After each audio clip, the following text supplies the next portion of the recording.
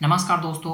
World war 3 start हो चुका है, जो अक्सर हर गोदी मीडियाज इसी हेडलाइन के साथ अपनी वीडियो की शुरुआत कर रहे हैं और इसी न्यूज़ के साथ अपना ब्रेकिंग न्यूज़ चला रहे हैं। Start of World War III, I think they're fooling themselves. World War III has already started. A world war is already upon us. लेकिन सबसे बड़ा सवाल है कि क्या सच में तीसरा विश्व युद्ध स्टार्ट हो चुका है। दोस्तों, ये सवाल इसलिए क्रिएट हो गया है क्योंकि जो गोदी मीडियाज है वो टीआरपी कमाने के लिए किसी हद तक जा सकते हैं और कुछ भी कर सकते हैं। एक न्यूज़ के बारे में मैं आपको बताने वाला हूँ जिसका नाम है TV9 भारतवर्ष। मैं इसको रूस यूक्रेन जब युद्ध स्टार्ट हुआ था तब से मैं इसको फॉलो कर रहा हूँ। फॉलो इसलिए कर रहा हूँ क्योंकि इसकी हरकतें देखकर मुझे बहुत हंसी छूटती है, क्योंकि ये 3 साल से लगातार इसी चीज़ को लेकर दावा कर रहा है कि अब होगा अब होगा अब होगा। और मैं एवरी डे इस न्यूज़ को फॉलो करते हुए देखा हूँ कि हमेशा इसी चीज़ का दावा करता है कि अब तो वर्ल्ड वॉर स्टार्ट ही हो गया। साथ मैं हूं गौरव अग्रवाल। क्या 12 घंटे बाद इजराइल में फिर चीख पुकार मचने वाली है? क्या 7 अक्टूबर 2023 जैसा कत्लेआम फिर मचने वाला है? लगता है कि ये इंतजार करते हैं सोते समय कि अब सुबह जाएंगे और वर्ल्ड वॉर की ही बात करेंगे और हमेशा इसी चीज़ को लेकर ये चर्चा करते रहते हैं। अभी तो सारे न्यूज़ इसी हेडलाइन के साथ अपनी वीडियो की शुरुआत कर रहे हैं, इसी हेडलाइन के साथ अपने ब्रेकिंग न्यूज़ की शुरुआत कर रहे हैं कि वर्ल्ड वॉर 3 स्टार्ट हो चुका है। लेकिन मेरे दोस्तों, आज का जो हमारा वीडियो है बिल्कुल तथ्यात्मक बिंदुओं पर आधारित है। मेरी जो आज वीडियो की ब्रेकिंग चलेगी इस रूप में चलेगा कि वर्ल्ड वॉर स्टार्ट हो सकता है या उसकी आशंका है। दोस्तों, आप लोगों का सवाल ये होगा कि गोदी मीडिया तो सही कह रहा है, वर्ल्ड वॉर तो स्टार्ट होगा ही, क्योंकि अब एक दूसरे देश आकर आपस में जुड़ते जा रहे हैं। कोई उसका समर्थन कर रहा है, कोई उसका समर्थन कर रहा है। ऐसे 2 गुट में पूरी दुनिया बढ़ जाएगी तो जाहिर सी बात है कि वर्ल्ड वॉर होगा। और यही कॉन्सेप्ट तो 1914 के प्रथम विश्व युद्ध में भी हुआ था कि एक छोटा सा बस केस था कि जो ऑस्ट्रिया का राजा फर्डिनेंड था वो यात्रा कर रहा था अपनी पत्नी के साथ, गया था सिरोजोवा में अनाथ आश्रम में बच्चों से मिलने के लिए, और उस पर किसी तरह से गोली लग जाती है और उसकी मौत हो जाती है। और उसके बाद ये पूरा 2 गुट में विश्व बढ़ जाता है और फिर युद्ध आरंभ हो जाती है। और 1918 तक ये बहुत बड़ी घटनाक्रम चलता है जिसमें जर्मनी को बहुत ज़्यादा वर्साई की संधि में उसके साथ अत्याचार किया जाता है, एक तरह से कह सकते हैं। उस पर आर्थिक बोझ डाल दी जाती है और फिर उसके बाद ही कह सकते हैं कि वर्साई की संधि द्वितीय विश्व युद्ध का सबसे बड़ा कारण बन जाता है। तो ये छोटे छोटे बस केसेस की वजह से ये द्वितीय विश्व युद्ध और प्रथम विश्व युद्ध हो गया था।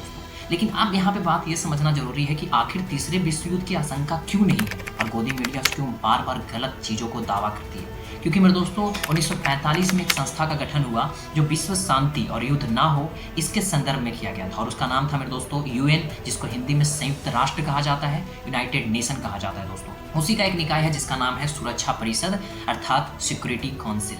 दोस्तों, वो क्या करता है कि वो जब भी युद्ध होता है तो वो सक्रिय हो जाता है। लेकिन मेरे दोस्तों, आज न्यूज़ वाले को उस परिषद पर सवाल उठाना चाहिए, UN पर सवाल उठाना चाहिए, क्योंकि हम भारत का एक नागरिक हैं और भारत UN का सदस्यता ले रखा है। 192 देशों में उसकी भी एक स्थान है। तो भारत के प्रत्येक नागरिक का ये कर्तव्य है कि UN से सवाल करे कि आखिर ये शांति क्यों नहीं बरकरार है। 1945 में जब आपकी स्थापना हुई थी जिस उद्देश्यों को लेकर, खास कर उसका अमेरिका जो इतना बड़ा हितैषी उसका देश है, जो ज़्यादा वर्चस्व रखता है उस UN वाली संस्था में।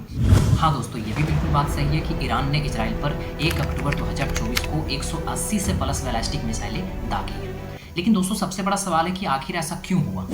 ईरान कहता है कि मेरे एक वरिष्ठ ऑफिसर का इजराइल ने हत्या कर दिया है एक हमले में, और इजराइल का कहना है कि मैंने ऐसा इसलिए किया क्योंकि जो वो ऑफिसर थे वो हमास के आतंकवादियों के साथ मिले हुए थे। तो मेरे दोस्तों, ये थोड़ी सी कंट्रोवर्शियल चल रही है और ईरान कह रहा है कि मैं युद्ध में शामिल नहीं होना चाहता हूँ, मैंने बस बदला लेने के लिए 180 से प्लस बैलिस्टिक मिसाइलें मैंने दागी है। लेकिन अब इजराइल को देखना बहुत ज़रूरी है दोस्तों, क्योंकि इजराइल का साथ दे रहा है अमेरिका, और हो सकता है कि अगर ये युद्ध बढ़ता है तो इसमें सबसे ज़्यादा अगर किसी का हस्तक्षेप होगा तो वो कहीं ना कहीं अमेरिका का होगा दोस्तों। अमेरिका अगर इस युद्ध में कूद पड़ता है तो फिर विश्व युद्ध की आशंका बढ़ जाएगी। और अमेरिका क्यों कूदेगा दोस्तों, आप ही बताइए। वो UN का सदस्य है और विश्व शांति की बात करता है, उसे शांति स्थापित करना चाहिए। और ऐसे में अगर अमेरिका ये काम करता है तो फिर भारत को UN की सदस्यता में अस्थायी सदस्य बनना चाहिए, पावरफुल बनना चाहिए, क्योंकि भारत गांधीवादी विचार पर चलता है, सत्य अहिंसा पर चलता है। तो ऐसे में भारत को यहाँ पर UN की सदस्यता में अस्थायी सदस्य बनना बहुत ज़रूरी है दोस्तों, क्योंकि विश्व शांति तभी संभव हो पाएगी जब UN में भारत की सदस्यता को क्या मिलेगा, अस्थायी सदस्यता मिलेगी। परमानेंट मेंबरशिप अगर मिलेगा UN में, तभी जाकर भारत इस अशांति को रोक सकता है। दोस्तों, ईरान और इजराइल के बीच जिस प्रकार का झगड़ा बढ़ रहा है उस पर दुनिया के तमाम देशों की नज़र है। इस बढ़ती लड़ाई का असर अमेरिका के राष्ट्रपति चुनाव में भी देखने को मिल रहा है। इजराइल को लेकर जो कुछ सवाल उठाए जा रहे थे उसने कुछ ही हमलों के जरिए अपना जवाब भी दिया है। ईरान के रवैये को देखते हुए अमेरिका ने पश्चिम एशिया में अपनी सैन्य उपस्थिति बढ़ा दी है।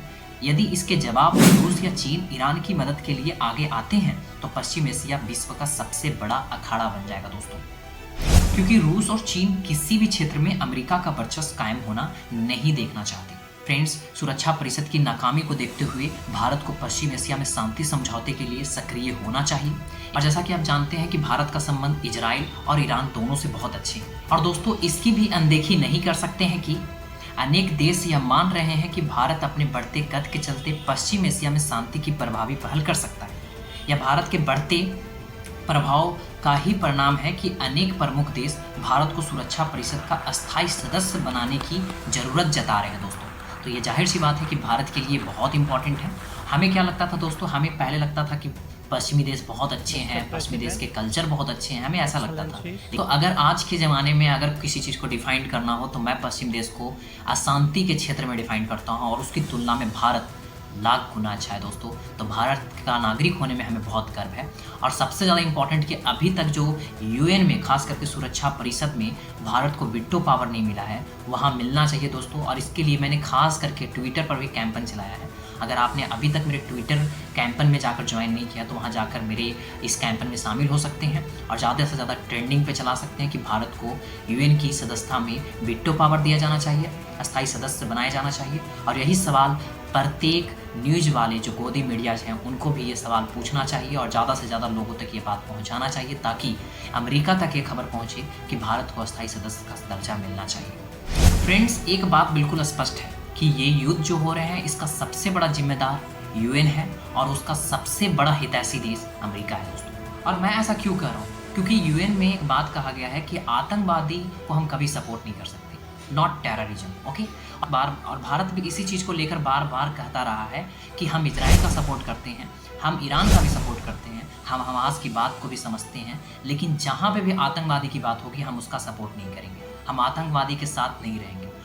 और आप समझ सकते हैं कि आज इस युद्ध में टेररिज्म किस स्तर पर पहुंच चुका है और ऐसे में कैसे इससे शांति की ओर लेके जाया जा सकता है, कि भारत से अच्छा और कोई नहीं बता सकता, क्योंकि अमेरिका इस चीज़ को लेकर बिल्कुल नहीं समझ रहा है। वो बार बार इजराइल को समर्थन दे रहा है और इजराइल को इस युद्ध में और संलग्न बनाने की कोशिश कर रहा है, जो बिल्कुल वर्ल्ड वार 3 की ओर लेकर जाएगा हमें। और वर्ल्ड वार अगर 3 होता है दोस्तों तो फिर दुनिया नष्ट हो जाएगी। और हम नहीं चाहते कि यूएन की सदस्यता लेते हुए यूएन की उद्देश्यों के विपरीत हम काम करें।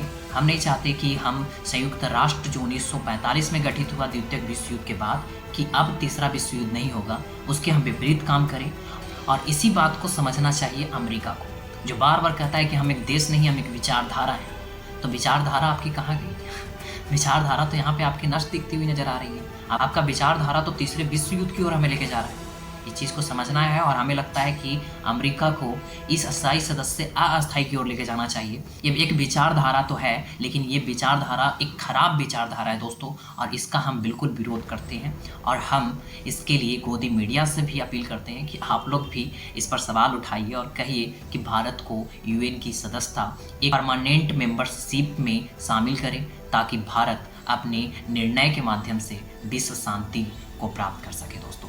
इसी के साथ मैं वीडियो को समाप्त करता हूं और आप लोगों से उम्मीद करूंगा कि आप लोग भी इस वार को गंभीरता से लें और समझने की कोशिश करें कि एक्चुअली विश्व शांति की ओर हम कैसे अग्रसर हो सकते हैं। और आप लोग इस चीज़ को बिल्कुल मत अपने माइंड में रखिएगा कि वर्ल्ड वार स्टार्ट हो जाए तो उससे हमें फ़ायदा होगा या सुनने को मिलेगा, चर्चा करेंगे दोस्तों के साथ तो बहुत अच्छा लगेगा। लेकिन नहीं दोस्तों, ये इससे हमारे भारत देश को भी बहुत सारा नुकसान है, पूरी दुनिया को नुकसान है। और जब ये दुनिया ही नहीं रहेगी तो फिर हमारी मानवता कैसे जिंदा रहेंगे दोस्तों। अगर हम एक मानव है तो हमें मानवता पर विश्वास करना चाहिए। और हाल ही में 2 अक्टूबर थे दोस्तों, जिसमें महात्मा गांधी के याद में अंतर्राष्ट्रीय अहिंसा दिवस मनाया गया था। उस विचारधारा को समझिए दोस्तों, वो विचारधारा ही है हमारे इस दुनिया को स्वर्ग बना सकता है और हम स्वर्ग बनाएंगे दोस्तों। मुझे पूरा विश्वास है कि अगर आप मेरे साथ दोगे, मेरे चैनल को सब्सक्राइब करोगे तो ज़रूर हम इस कैंपेन में आगे बढ़ सकते हैं और अपने देश को नहीं बल्कि पूरी दुनिया को एक सुंदर स्थान बना सकते हैं। तो जब तक के लिए अपना ध्यान रखिएगा। धन्यवाद, बाय।